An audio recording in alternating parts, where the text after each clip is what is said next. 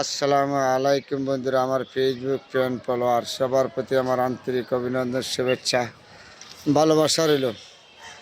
কারণ মাহ রমজান শেষ হয়ে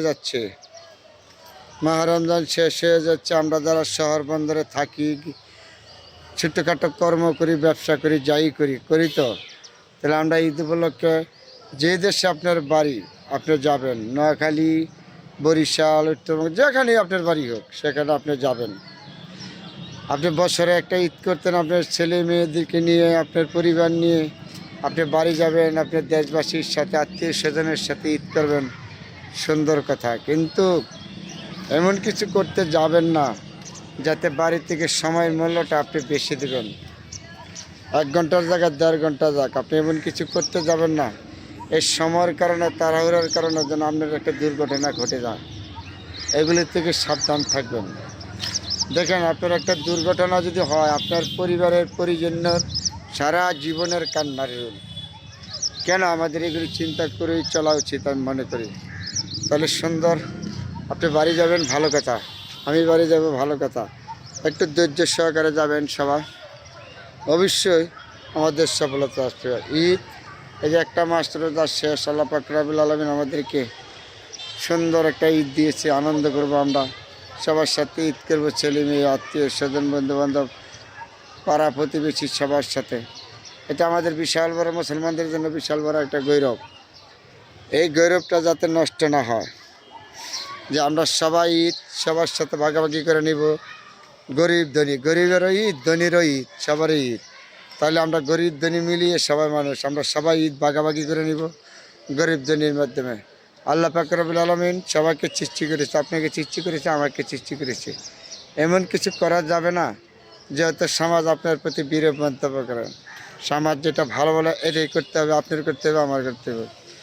আসেন, তার মাধ্যমে, আপনার মাধ্যমে, আমার মাধ্যমে, ভুল তো মানুষেরই হয়, ভুলগুলি সংশোধন করি যাতে সামনে আমাদের ভুল না হয়।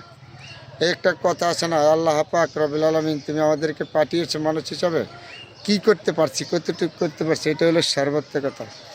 তাহলে আসেন, আমাদের ভুলকুটি হইতেই পারে, ভুলকুটি হইলে এগুলো আল্লাহর কাছে ক্ষমা চাই, আল্লাহ তুমি আমাকে ক্ষমা করে দাও, মাফ করে দাও।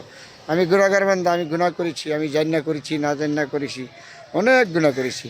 তারপরে তুমি আমাদেরকে মাফ করার মালিক, তুমি বিনা আর কেউ নেই। যত কষ্টই হোক, আমরা মুসলমান, এই মুসলমানের আমাদের সর্বথেকে বড় অবদান হইল রোজা, রমজান।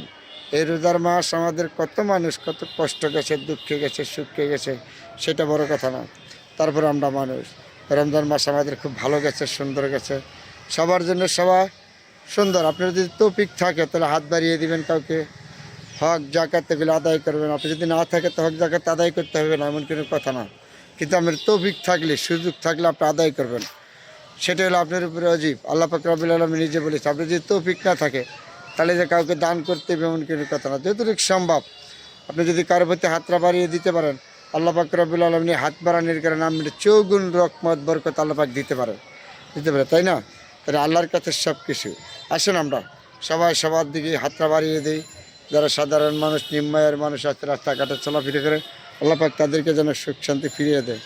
সবাই তো আমরা মানুষ, একদিন চলে যাব, ধনী গরিব মিলাই আমাদের মানুষ, এগুলি সব রেখে চলে যাব। দুনিয়া আপনার দালান কোটা, বাড়ি ঘর কিছুই নেই, কিচ্ছু থাকবে না, সব শেষ হয়ে যাবে একদিন।